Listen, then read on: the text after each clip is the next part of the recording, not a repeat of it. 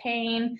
I'm a big runner, and even all the way back into high school, I started experiencing pain with running, and reached out to physical therapists, tried different things, but nothing really seemed to help fully until I got to PT school, and they're listing off a patient with pelvic floor pain, and these are some things you may be feeling or experiencing. I'm like, yep, that's me. So